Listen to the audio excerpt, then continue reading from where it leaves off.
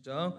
끝으로 너희가 주 안에서와 그 힘의 능력으로 강건하여 지고 마귀의 간계를 능히 대적하기 위하여 하나님의 전신갑주를 입으라. 우리의 씨름은 혈과 육을 상대하는 것이 아니요 통치자들과 권세들과 이 어둠의 세상 주관자들과 하늘에 있는 악의 영들을 상대함이라.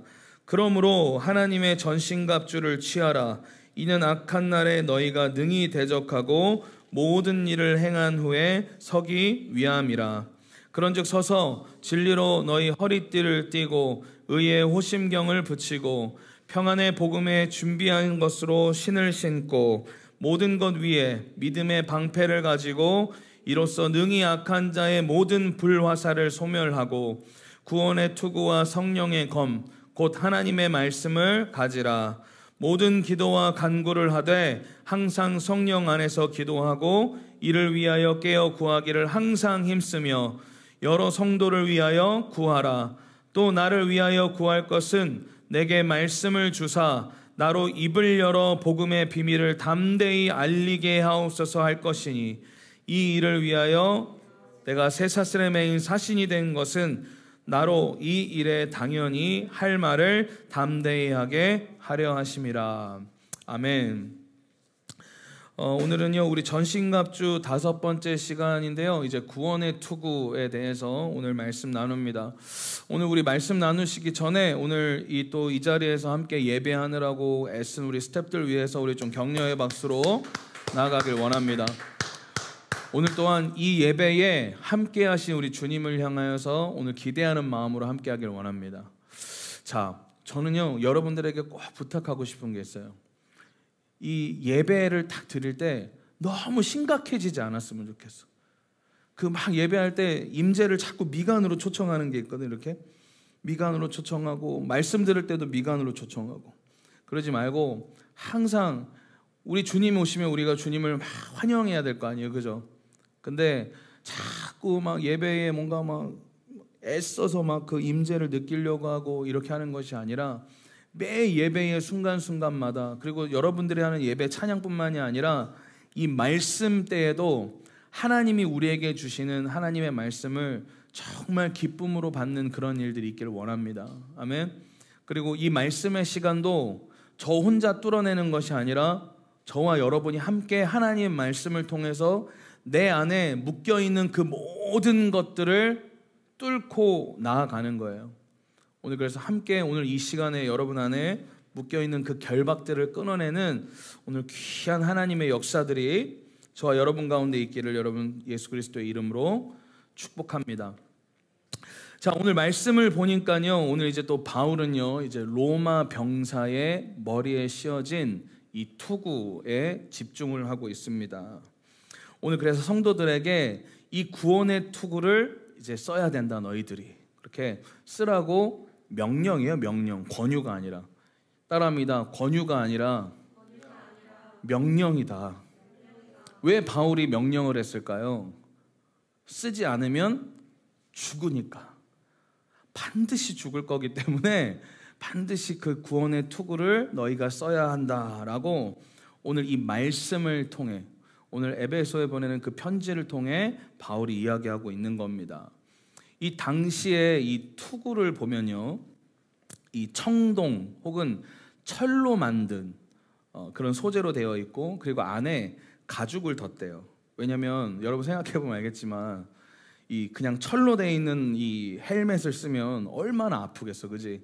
그래서 이걸 완충작용을 하기 위해서 약간의 충격을 흡수해 줄 수 있는 가죽을 덧대서 이렇게 쓰게 했다. 그래서 당시에 이거를 두들겨서 만들었을 때도 있었고, 아니면 조형을 떠서 이렇게 착용을 했을 때 이렇게 이 뺨까지 이렇게 보호가 되고 감쌀 수 있도록 당시에 만들어진 것이 바로 그때 당시에 이제 투구였다라는 겁니다.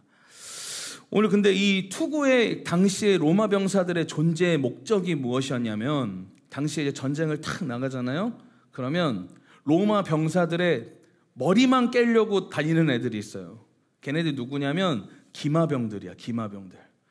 그래서 기마병들이 약 한 90cm에서 120cm 정도 되는 그 광폭검이라고 해서 검이 엄청 길고 큰 게 있어요. 기마병들이 말 타고 달리면서 이게 검이 짧으면 아무리 기동성이 좋아도 적이 여기 있는데 검이 여기까지밖에 안 돼. 그러면 아무리 휘둘러도 안 맞을 거 아니야. 그래서 말을 타고 막 가면서 싸운다 할지라도 충분히 그들을 가격할 수 있을 만큼의 길이. 그래서 90cm에서 120cm 정도 되는. 그래서 우리 제가 지금 한 90 정도 키가 돼요. 아니 농담이고 제가 지금 178 정도 되니까 50cm 딱 잘라서 검만 한 이 정도 되는 거야, 길이만. 그래서 이런 큰 검을 가지고 그때 당시에 이제 말로 움직이고 있던 그 병사들이 막 이제 전쟁 나면 그 참 간지가 안 났을 거예요, 그죠? 막 전쟁이 났는데 말 타는 기마병들은 타고 하면서 막 멋있게 달려가는데 우리 이제 백병전을 해야 되는 일반 군사들, 맞다, 갑자기 이 생각이 나네. 우리 홍동환 선교사님 예전에 조선수군으로 불멸의 이순신 거기 촬영 나오셨잖아요. 조선수군 엑스트라 아니 그 주연은 아니었고 엑스트라로 나오셨는데, 아무튼 막 기마병들이 막 타고 오는데 백병전 해야 되는 일반 로마 병사들은 그냥 방패 하나 들고 막 뛰어가서 싸우는데, 이제 기마병들이 그 백병전을 하기 위해서 달려오는 병사들의 보통 어디를 가격했냐? 이 머리를 가격했다는 거예요. 머리를. 그래서 이 두개골을 파괴시키거나 아니면 목을 베어서 그 전장에서 승리하기 위한, 그들이 그렇게 전쟁을 치렀는데 바로 이러한 위험으로부터 자기 자신을 보호하기 위해서 반드시 그들에게는 투구가 필요했다는 거예요. 자, 여러분이 로마의 병사라고 생각했을 때, 자, 이런 상황이라면 전쟁을 이제 몇 번 경험했어. 그러면 이 투구를 가지고 다닐 것 같아요? 절대 안 가지고 다닐 것 같아요? 무조건 착용하고 가겠지. 전쟁 가다가도 투구 놓고 온 거 생각나면 어떻게 하겠어요? 반드시 투구를 취하러 가겠죠. 그러니까 그만큼 중요했던 그들 안에 또 장비였다. 그러니까 이렇게 바울은요, 로마의 병사의 이 머리를 보호했던 투구와 그리고 그리스도인의 어떤 우리가 하나님의 은혜로 말미암아 얻게 된 이 구원이라는 것을 연결시켜서 에베소 교인들에게 구원의 투구라는 너희들 안에 이 무장, 바로 이 방어구를 반드시 취해야 한다라고 이야기했다라는 것입니다. 자, 이것은 그리스도인이 가지고 있는 생각과 이 사상의 확신을 향해서, 그러니까 사도 바울이 그 에베소에 있는 교회에 있는 성도들에게 너희가 구원의 투구를 가져야 된다라고 얘기하는 건 이유가 뭐였냐면, 그들이 가지고 있는 생각, 구원에 대한, 하나님이 우리에게 선물로 주신 그 구원에 대한 생각과 그 어떤 사상, 이 모든 것들을 지켜서 보호해야 하기 때문에, 그러니까 바꿔서 이야기하면 원수들은 끊임없이 우리의 구원의 어떠함을 계속해서 공격한다. 그래서 구원에 대한 생각, 구원에 대한 우리의 사상을 계속해서 마치 거짓인 것처럼 끊임없이 공격하는 것이 이때에, 그리고 예수님이 가까이 오고 있다라고 말하는 진짜 마지막 때라고 하는 이 시대에 끊임없이 그리스도인들에게 맹렬하게 공격하는 공격의 형태였기 때문에 오늘 원수들이 끊임없이 공격하는 그 공격으로부터 보호하기 위하여서 이 구원의 투구를 써라 라고 이야기를 했다는 거예요. 제가 예전에 훈련소를 이렇게 갔는데 제가 참 이 등치가 커서 참 억울한 게 뭐냐면, 막 훈련병들이 막 이렇게 일렬로 서가지고 보급품을 다 지급을 받아요. 뭐 전투복부터 시작해갖고 막 받아. 근데 나같이 등치 큰 애들은 항상 끝까지 남아있어. 왜? 안 맞아. 그래서 군복 안 맞아서 맞는 군복 찾으러 돌아다니고, 헬멧도 안 맞아. 이게 정말 절망스러운 거야. 제일 부러운 애들이 누군지 알아? 헬멧을 썼는데 마치 그 콩나물 머리 위에 헬멧 씌워놓은 것처럼 머리 작은 애들 있지. 제일 부러워. 아무거나 써도 다 맞아. 근데 나같이 머리 큰 애들은 머리 쓸 때마다 힘든 거야. 그래서 헬멧 찾으러 20-30분 돌아다니다가 밥 10분 겨우 먹고 다시 훈련 들어가고 막 그때 그랬거든. 근데 이때 당시에 이 우리에게 필요한 이 구원의 투구가, 오늘 사도 바울은 어떤 구원의 투구를 이야기했느냐, 바로 여러분에게 가장 완벽하게 완전하게 여러분을 보호할 수 있는, 그 머리를 보호할 수 있는 구원의 투구로서 오늘 바울은 여러분들 그 투구를 쓸 것을 권유하고 있었다라는 거예요. 오늘 여러분 안에 바울이 이야기했던 이 구원의 투구를 반드시 사수하는 일들이 있기를 예수 그리스도 이름으로 축복합니다. 오늘 그래서 이 마지막 때에 맹렬하게 여러분의 생각을 향해, 이 구원에 대한 생각과 사상과 믿음을 향해서 계속해서 공격해오는 여러분을 향한 그 공격으로부터 이 보호를 받아야 된다라는 겁니다. 오늘 여러분 안에 구원에 대한 불신을 가진 분들이 계십니까? 아무도 안 계시죠? 나는 오늘 죽어, 자, 다시 한번 물어볼게요. 나는 오늘 죽어도 하나님 앞에 가서 천국에 갈 수 있는 믿음이 있습니다. 아멘? 아멘이세요? 아멘이야. 그치. 그럼 이거 설교 오늘 안 해도 돼. 그죠? 안 해도 돼. 근데 당신들이 왜 맨날 이렇게 인생을 살면서 믿음이 꺾이고 왜 그럴까요? 우리가 항상, 내가 이거 말씀 준비하면서 그런 생각을 했어요. 아니, 이렇게 막 타이핑하면서 이 말씀을 쭉 써가고 있는데, 아니 이분들이 어차피 구원에 대한 소망이 있을 텐데, 그리고 구원에 대한 확신이 있을 텐데, 이 말씀을 또 전하려니 참 부담스러운 거야. 왜냐면 제일 힘들 때가 언제인 줄 알아요? 다 아는 거 같은 거 또 얘기할 때가 제일 힘들거든. 근데 이 말씀 준비하는 과정에 하나님이 저에게 주셨던 마음이 있었어요. 그래서 이 말씀을 쭉 묵상하는데, 아 그렇구나, 이게 단지 구원의 확신이 있다고 하여서 이 말씀을 들을 필요가 없고 이런 것이 아니라, 우리는 매 순간마다 구원이라는 소망을 놓치고 있구나라는 걸 발견하게 된 거예요. 그러니까 구원에 대한 확신은 다 있는데, 그 구원이라는 것이 내 인생에서 직면하는 이 모든 문제로부터 내가 소망을 갖게 하고, 내가 정말 이 땅 가운데 마주하는 이 어려움으로부터 끝까지 포기하지 아니하고 살 수 있는 나의 소망이 되지 않고, 그냥 마치 신앙 고백하듯이, 그리고 달달 외우게 한 것처럼 이 구원이 마치 그냥 난 구원의 확신이 있습니다 하고 그냥 접어두는 하나의 방편만이 될 뿐이라는 거예요. 그래서 오늘 이 말씀을 통해 여러분들 안에 이 구원이 여러분들에게 소망이 되기를 축복합니다. 소망이 돼야 돼요. 구원은. 이 구원이 우리에게 소망이 돼야 돼요. 그냥 단지 달달 외워서 저는 구원받았습니다, 이제 교회 한 5년 10년 다니니까 이제 구원에 대해서 물어보기만 하면 믿음이 없어도 저는 내일 죽어도 당장 천국에 갈 수 있습니다 이렇게 얘기하는 게 아니라, 정말 당신들의 삶에 구원이 소망이 있고 구원에 대한 확신이 있고 믿음이 있다면 우리의 삶은 따라합니다. 변할 수밖에 없다. 아멘? 변할 수밖에 없다라는 거예요. 여러분들 안에 이 구원에 대한 확신과 소망을 가지고 계십니까? 그렇다면 여러분의 인생에 변화가 있습니까? 오늘 이 변화에 대한 오늘 목마름, 그 갈망, 그 돌파가 오늘 이 시간에 함께 예배하는 우리 모두에게 있기를 축복합니다. 여러분, 제가 얘기했지만 이 투구는 머리를 보호하는 거예요. 머리가 뭘 하는 것이냐? 바로 우리 안에 생각 그리고 사상들을 자꾸 우리의 마음속에 되새기도록 하는 기관이에요. 당시 유대인들 역시도 이 머리, 그러면 이 생각, 사상 이런 것들을 총괄하는 어떤 상징적 의미로 가지고 있었어요. 그래서 인간이라는 것은 생각과 사상을 통해서 자기 인생에 가야 할 방향과 그 길을 결정하게 된다.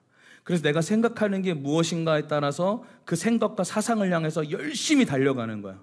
그래서 내가 생각하는 최고의 가치가 돈이면 돈을 벌기 위해서 최선을 다하는 거고, 내가 생각하는 가치가 사회적 지위로서의 성공이라면 그 사회적 지위를 위해서 열심히 달려갈 것이고, 하지만 사도 바울과 같이 복음에 매여서 복음이 자신의 생각과 사상의 최고의 가치라면 그의 인생의 방향은 어떻게 되겠습니까? 복음을 향해서 뛰어갈 수밖에 없다는 거예요. 인간의 생각과 사상이 지배하는 그 인생의 대표적인 하나의 예로 우리가 볼 수 있는 사람 중에 하나가 누구냐? 바로 아돌프 히틀러라는 사람이에요. 히틀러 여러분 다 아시죠? 아돌프 히틀러가 어떤 사람입니까? 정말 극악무도하게 유대인들을 학살했던, 대학살했던 사람이잖아요. 제가 워싱턴에 그때 사역할 일이 있어서 워싱턴에 가서 유대인들 기념관이 있어서 그 기념관을 갔는데 딱 갔더니 입구 앞에서 그 죄수 번호 이런 명찰을 이렇게 주더라고요. 그 명찰을 들고 마치 그 히틀러에게 이렇게 나치군에 붙잡힌 그 유대인 포로처럼 그곳을 이렇게 감옥을 이렇게 돌듯이 이렇게 보게 하는 게 있어요. 근데 그걸 보는데 저 원래 그런 거 보고 잘 눈물을 안 흘려요. 제가 기념관 가서 딱 운 적이 2번 있어. 첫 번째가 어디였냐면 중국 상해에 있는 대한민국 임시정부 들어가서 한번 크게 울고. 그 이상하더라고.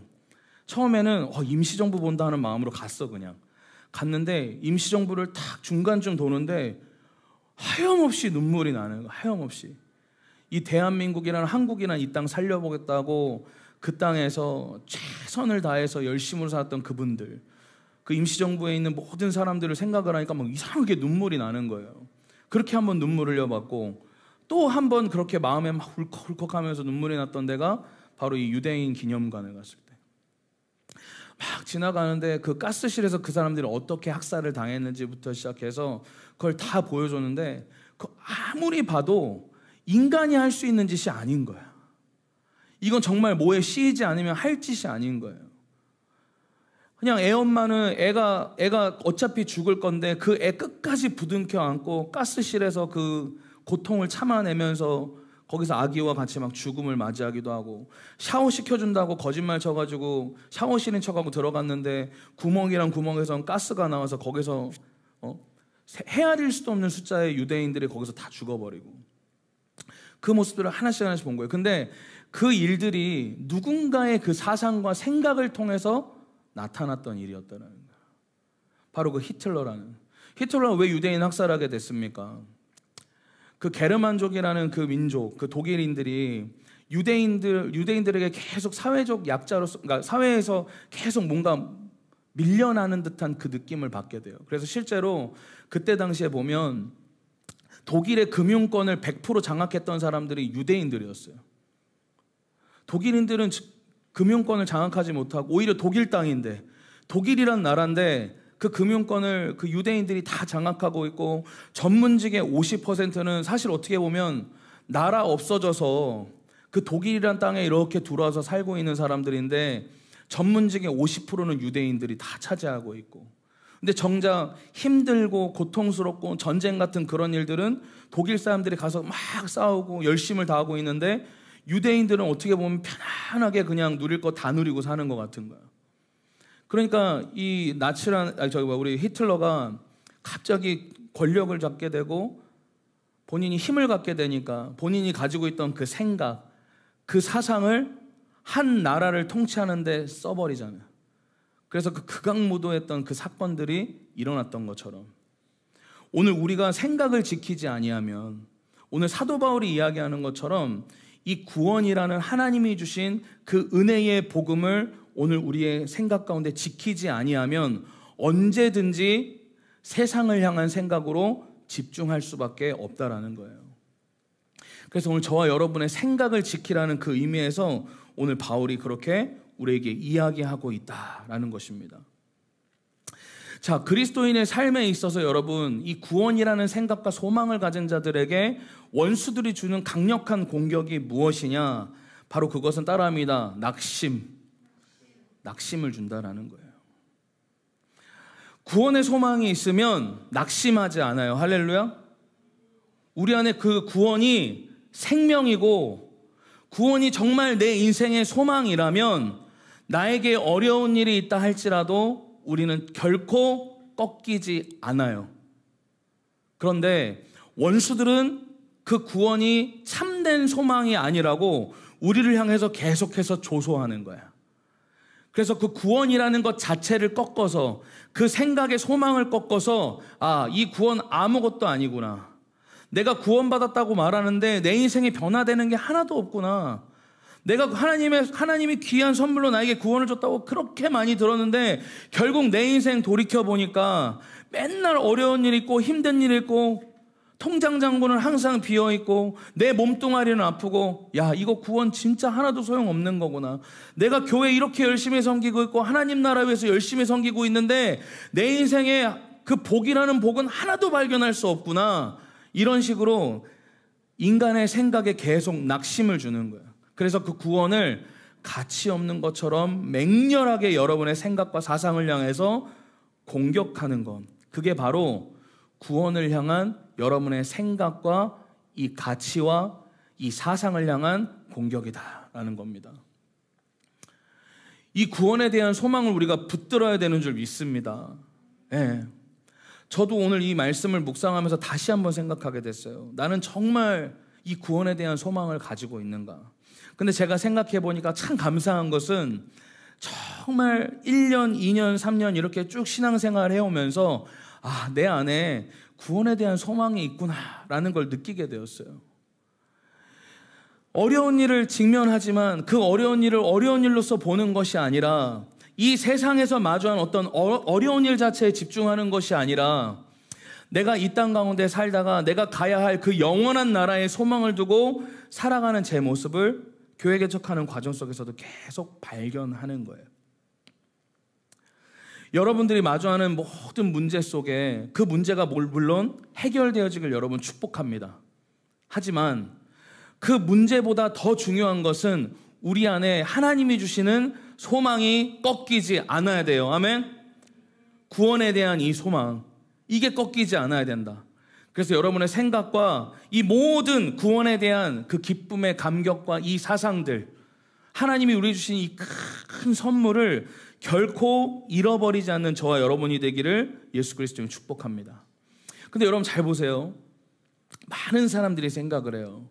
교회 다니면 복 받는다. 교회 가면 좋은 일이 일어난다. 교회 가면 문제 없고 만사 형통하고 좋은 일들만 가득할 것이다 라고 이야기를 해요.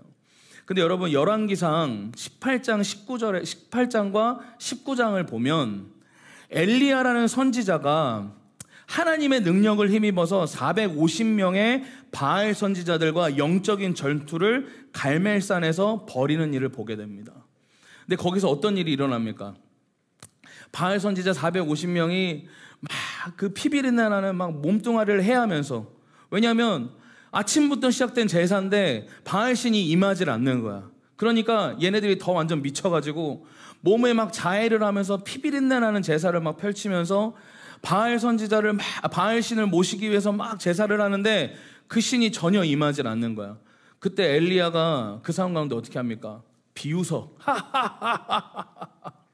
이러면서 너희들의 신이 잠잠고 있구나. 그러면서 그 하나님께서 엘리야에게 시키신 대로 제단을 쌓아요.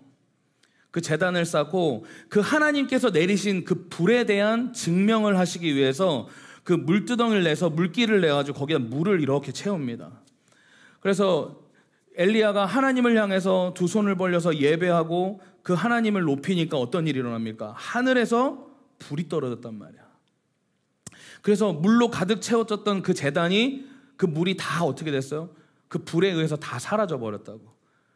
그러면서 엘리야가 하나님의 그 살아계심을 그 제사를 보고 있던 모든 사람들에게 막 선포하면서 그래서 450명의 바알 선지자를 다 죽이는 일이 있었단 말이야. 근데 그 제사의 광경을 보면서 그 가운데 이스라엘 백성들이 이렇게 하고 멀뚱멀뚱 가운데서 쳐다보고 있으니까 엘리야가 뭐라고 그래요? 너희는 뭐하고 앉아있냐 지금? 누가 진짜 신이더냐? 그러니까 사람들이 다 여호와께로 몰려들기 시작했던 거야 그때. 근데 그렇게 엄청난 기적과 하나님의 놀라운 사건들과, 여러분 생각해봐요. 여러분이 엘리야야. 바알 선지자 450명이 난리를 쳤는데도 임하지 않았던 그 신들 앞에 하나님이 여러분의 그 말 한마디로 하나님 당신은 전지전능하시고 위대하신 우리 하나님이십니다 했는데 갑자기 하늘에서 불이 떨어졌어. 그 여러분 기분이 어떻겠어? 막 좋지 않겠어? 마치 우리 소연이 같은 경우 오늘 예배인도 오늘 대박 쳤다. 오늘 예배인도 너무 좋았다. 막 그 신나는 기분 알지? 마치 그런 것처럼 너무 좋아. 근데 이 소식을 들었던 이세벨 왕후가 어떻게 합니까? 엘리야에게 통보하듯이 보내는데 뭐라 그래요? 네가 죽였던 그 450명의 그 시신들과 같이 내가 널 반드시 내일 죽일 거다. 하나님을 온전히 신뢰하여서 그 엄청난 하나님의 기적이 그 제단 가운데 임했어. 그리고 심지어 누가 진짜 신인가를 궁금했던 많은 사람들 앞에서 하나님의 놀라운 기적이 나타났어. 근데 엘리야의 인생에 그의 모든 생각과 의지가 꺾일 수밖에 없는 그 450명의 선지자 앞에서도 당당하게, 바알 선지자 앞에서 당당하게 하나님을 예배하고 경배했던 그 엘리야가 이세벨이라는 여자 한 명한테, 그 한 명의 말에 완전히 눌려버리는 거예요.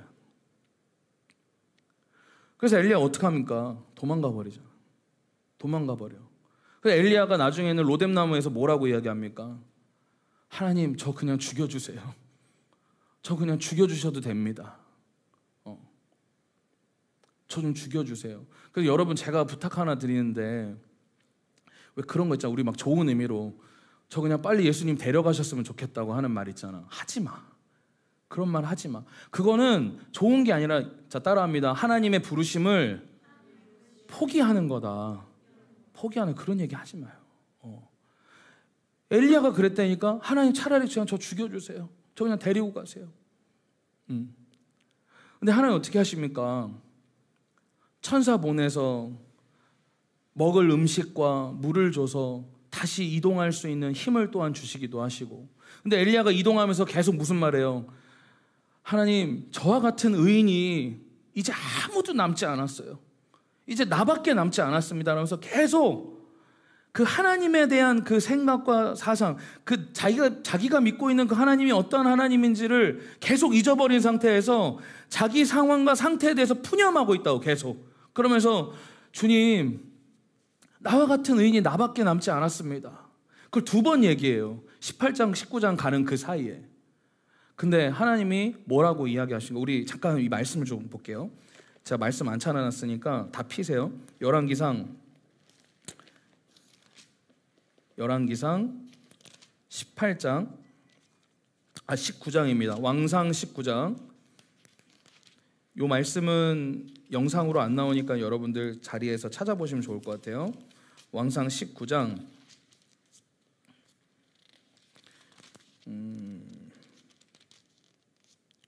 19장에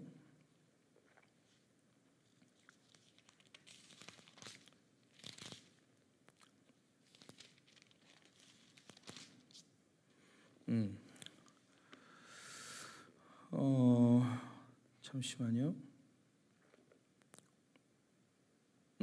자, 18절에 보니까요. 자, 17절, 18절에 제가 읽어드릴게요. 왕상 19장의 17절, 18절. 하사엘의 칼을 피하는 자를 예후가 죽일 것이요, 예후의 칼을 피하는 자를 엘리사가 죽이리라. 그러나 내가 이스라엘 가운데 7,000명을 남기리니 다 바알에게 무릎을 꿇지 아니하고 다 바알에게 입맞추지 아니한 자니라. 엘리야는 계속해서 의인이라고 나 하나밖에 남지 않았습니다. 자포자기하고 포기하고 자기 데려가 달라고 이야기를 하는데, 하나님은 그의 생각과는 전혀 다르게 이미 7,000명의 바알 앞에 무릎 꿇지 않는 하나님의 사람들을 이미 준비하고 계셨다는 거예요. 그러니까 저와 여러분의 인생 속에 뭔가 하나님께서 내 인생에 행하셨다, 하나님 정말 내 인생에 큰 은혜를 주셨다라고 말할 만한 그런 사건들을 볼 때만 기뻐하는 것이 아니라, 막 오늘 뭐 사역이 대박치고, 막 오늘 교회에 임재가 막 대박이 나고, 막 오늘 복음을 증거했는데 막 어떤 친구가 막 귀신 들린 애가 복음을 증거하니까 막 해가지고 막 예수님 믿게 되고, 막 이런 일에만 우리가 막 기쁨을 누리는, 눈에 보이는 어떠함에만 기쁨을 누리는 것이 아니라, 눈에 보이지 않는 상황 속에 여전히 막막하고 힘들다 할지라도 그 하나님이라는 그 한 분의 구원의 역사만을 우리가 소망으로 품고 의지할 수 있는 믿음이 저와 여러분 가운데 있냐라는 거예요. 여러분, 구원만으로도 여러분 기쁘십니까? 솔직하게 한번 얘기해 보세요. 이 구원이라는 하나의 주제만으로 여러분 기쁘세요? 오늘 우리 안에 이것이 회복돼야 되는 거예요. 구원의 기쁨. 내가 정말 구원받았다라는 이 기쁨. 이것 하나에 나에게 막 소망이 있냐 이거야. 내가 살만하냐 이거야. 이것 때문에라도. 내가 고난 가운데 있다 할지라도, 어려운 가운데 있다 할지라도 내가 이 구원이라는 소식 하나만으로도 막 기쁨이 있냐라는 거예요. 이것이 없다면 오늘 우리 안에 이게 돌파돼야 돼요. 이게 뚫어져야 된다고. 아멘? 눈에 보이는 기쁨 가지고 기뻐하는 거는 믿지 않는 사람들도 다 할 수 있지 않을까요? 근데 우리는 보이지 않는 그 세계를 믿는 사람들이잖아. 보이지 않는 그 하나님. 하지만 이 역사 속에 살아서 역사하시고 행하시는 그 하나님을 믿는 우리잖아요. 근데 우리는 자꾸 눈에 보이는 것에 집중하고 눈에 보이는 것에 기쁨을 누리고 누구나 할 수 있는 거, 믿지 않는 사람들도 할 수 있는 거. 무당들도 그날 굿 잘 되면 기뻐해요. 그렇잖아. 무당들도 그날 굿 잘 되면 기뻐한다니까? 그럼 우리가 막 예배 막 너무 좋았고 하나님이 내 인생에 이렇게 역사하셨고 그거 가지고 기뻐하는 것만이 무슨 소용이 있겠냐라는 거예요. 오늘 그래서 사도 바울은 너희의 그 생각을 지켜라. 에베소 당시의 상황뿐 아니라 그리스도인들이 겪게 될 그 모든 고난과 환난의 그 모든 상황 속에서 너희들의 마주한 인생은 너무 힘들지 몰라도 끊임없이 구원에 대한 기쁨과 감격과 그 생각과 그 사상으로 너희를 무장해서 너희의 마음을 지키고 생각을 지키라고 이야기하는 것이 바로 이 구원의 투구다라는 겁니다. 여러분 따라해 볼까요? 구원의 생각과 구원의 사상을 잃어버리지 맙시다. 아멘. 우리 안에 그 기쁨을 잃어버리지 말라고 오늘 사도 바울이 이야기하고 있다라는 겁니다. 자, 그렇다면 이제 마지막인데 이 구원의 투구에 입혀진 세 가지의 의미가 무엇인가? 오늘 그걸 여러분들과 함께 살펴보고 오늘 함께 기도하길 원합니다. 이것 좀 띄워주시겠어요? 제가 써놨습니다. 구원의 투구에 입혀진 세 가지 의미.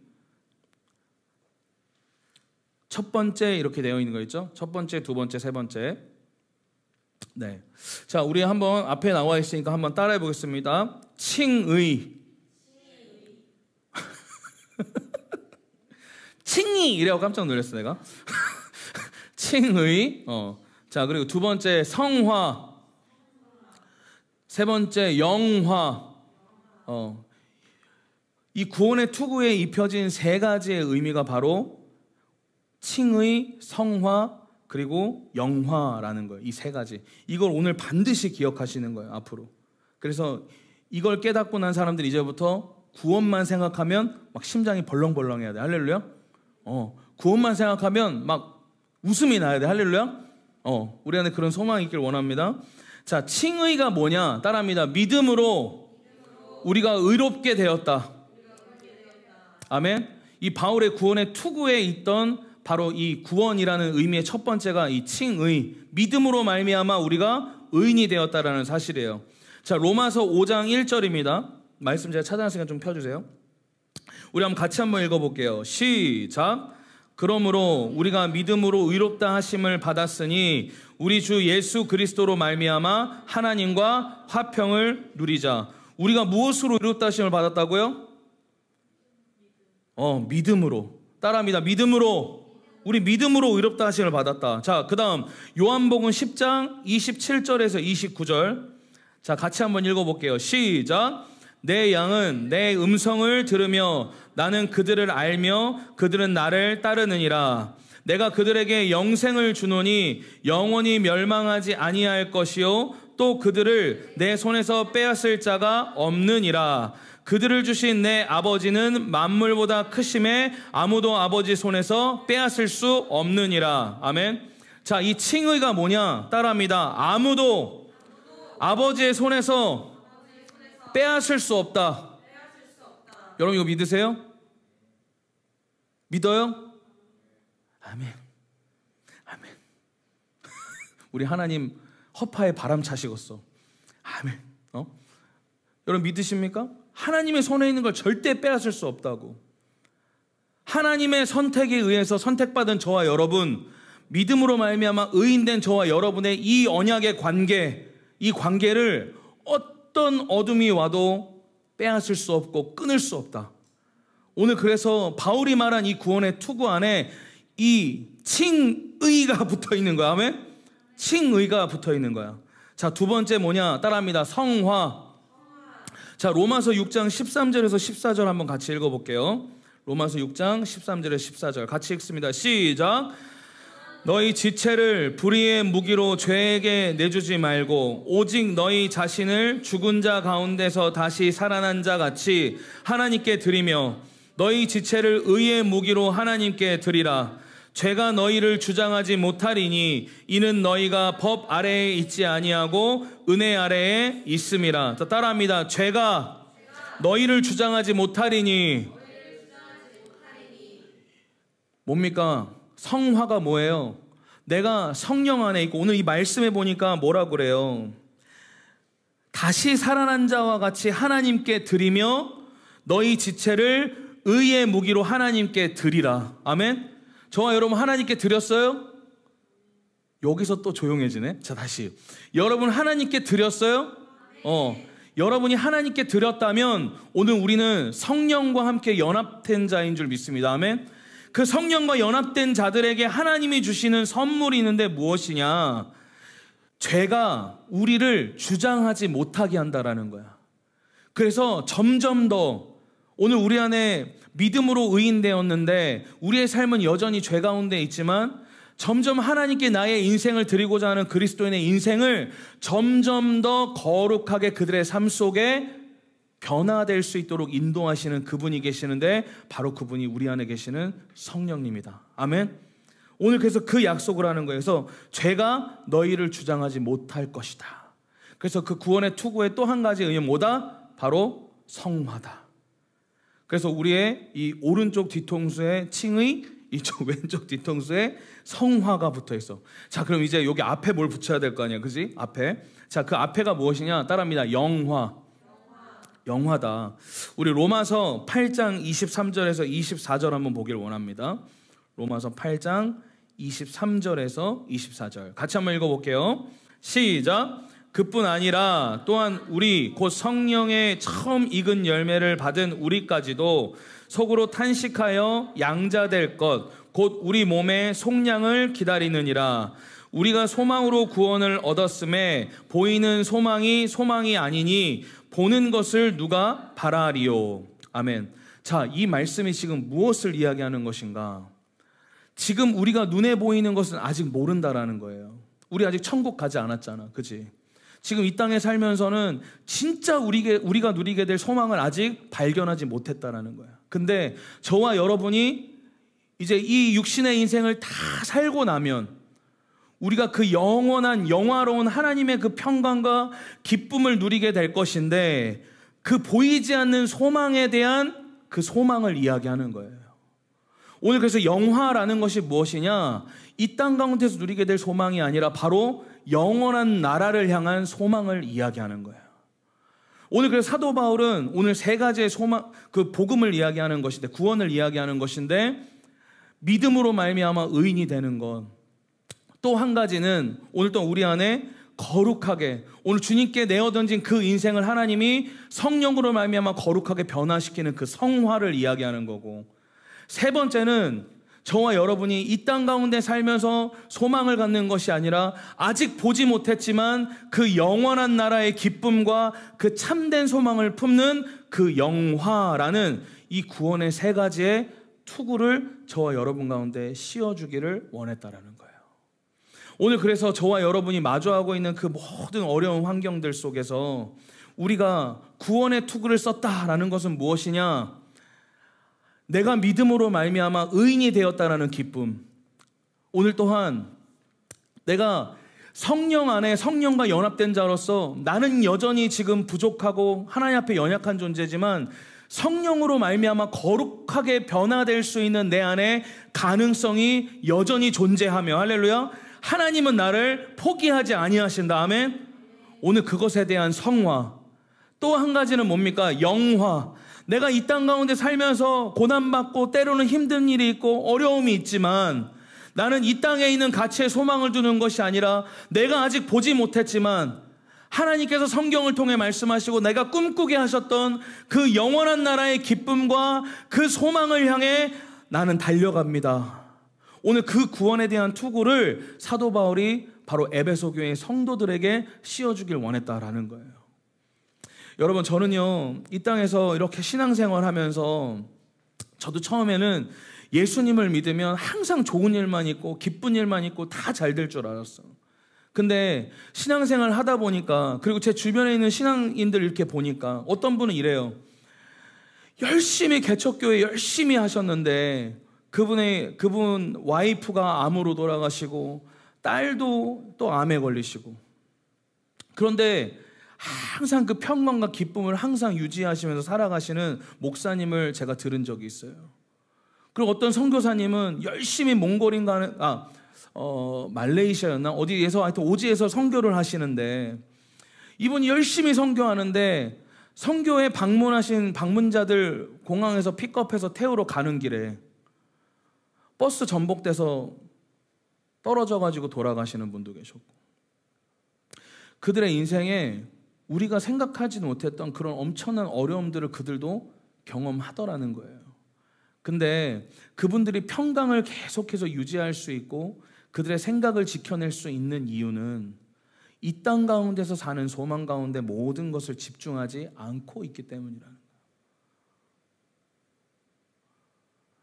저와 여러분 안에 소망이 어디에 있습니까?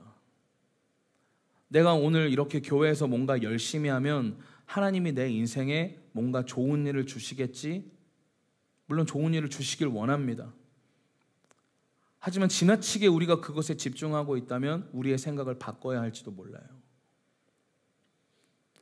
오늘 이 땅에서 우리가 고통 가운데 있다 할지라도 우리가 그 고통 속에서 나의 생각과 나의 마음을 집중하는 것이 아니라 여전히 소망을 품고 하나님의 뜻을 향하여 달려갈 수 있는 모든 이유는 그 영원한 세계에 대한 소망인 줄 믿습니다.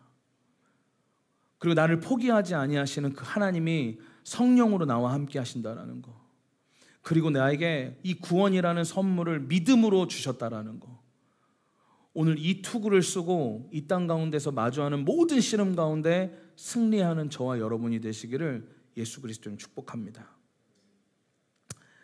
오늘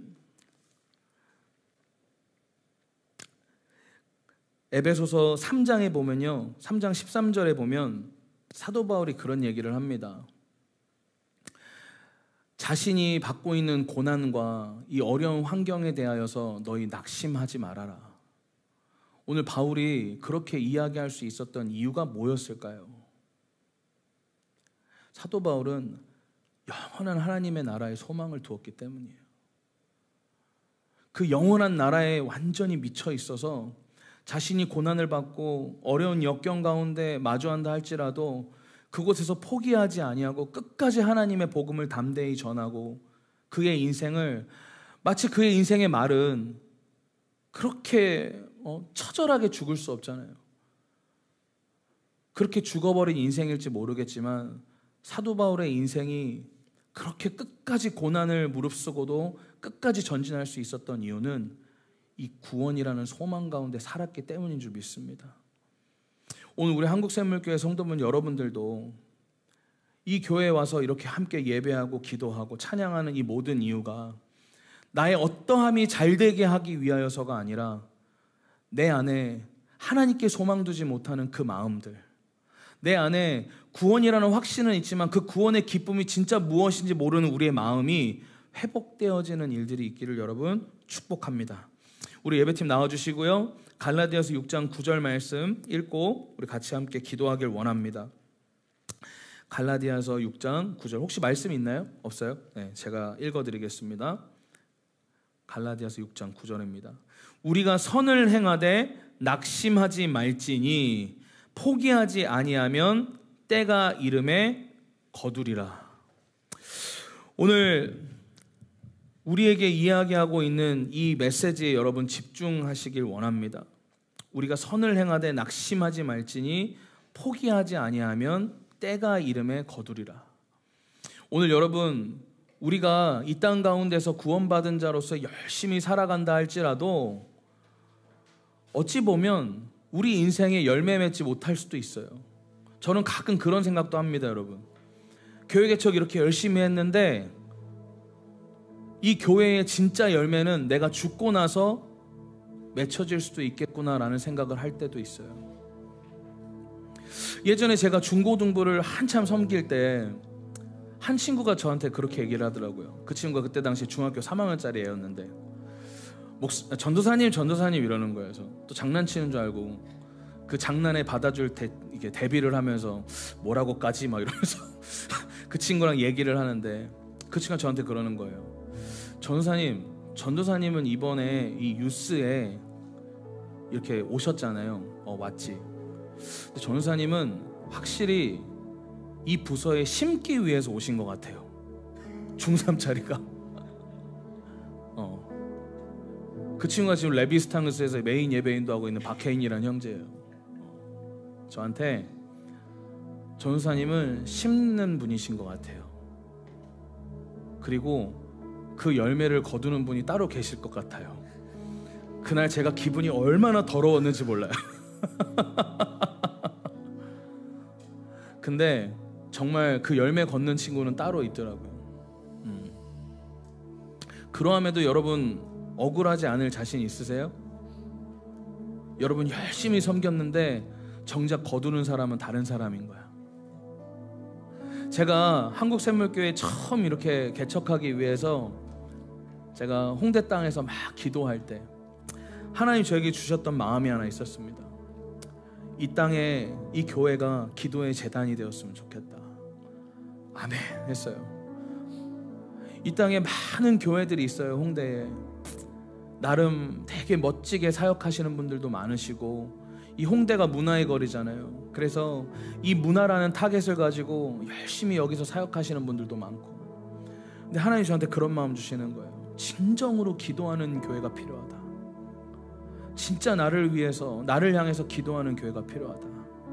제가 그때 눈물을 흘리면서 예 주님, 우리 샘물교회가 그런 교회 되겠습니다. 그 기도의 재단을 이곳에서 쌓겠습니다. 근데 하나님이 그렇게 기도를 하던 중에 한 30초 정도 아무런 마음을 안 주시다 갑자기 저에게 떡하니 주시는 마음이, 근데 그 부흥의 중심에 너가 없어도 괜찮냐 이러시는 거예요.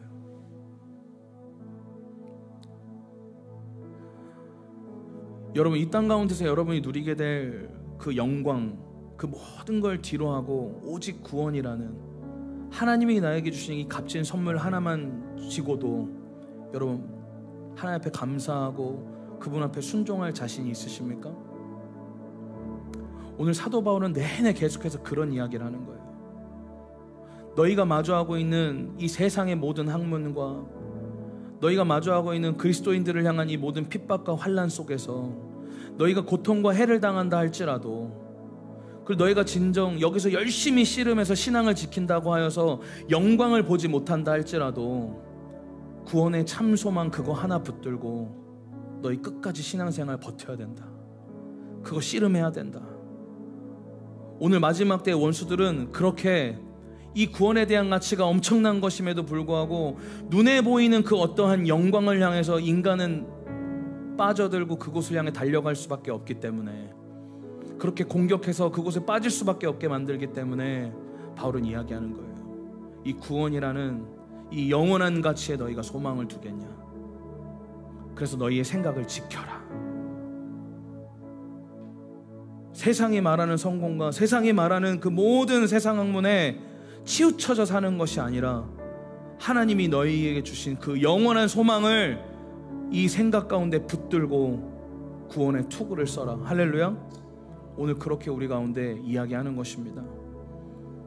오늘 그래서 갈라디아서 6장 9절은 이야기하는 거예요. 우리가 선을 행하되 낙심하지 말지니 포기하지 아니하면 때가 이름에 거두리라. 그 때가 내가 살아있는 때가 될 수도 있고 영원한 나라인 그 천국 가서 그 때를 보게 될 수도 있는 거예요. 그건 아무도 모르는 겁니다. 오늘 저와 여러분 안에 이 구원에 대한 기쁨 그리고 구원에 대한 그 소망이 오늘 우리의 생각 속에 자리 잡히고 지켜지는 일들이 있기를 예수 그리스도의 이름으로 여러분 축복합니다. 오늘 우리 이 시간 같이 기도하겠습니다. 하나님, 오늘 우리 안에 구원의 믿음이 있고 구원의 값진 것임을 우리가 알고 있지만, 하나님, 우리도 모르게 우리 안에 꺾여있는, 눈에 보이는 것에 자꾸 내 오감을 만족하려고 하는 나의 그 생각들, 주님, 이 시간 구원에 대한 소망으로 바뀌어지게 하여 주십시오. 세상의 성공과 세상의 부와 세상에서 누리는 어떠함 속에 나의 생각이 가둬져 있다면, 주님, 구원을 향한 아버지 하나님, 우리 안에 그 목마름, 오늘 그 구원을 향한 소망이 우리 가운데 회복되게 하여 주시옵소서. 오늘 그렇게 구원의 투구를 오늘 우리의 머리 가운데 씌워달라는 그런 요청과 기도로 오늘 우리 이렇게 시간에 기도하며 나아가시겠습니다. 기도합니다. 예, 주님,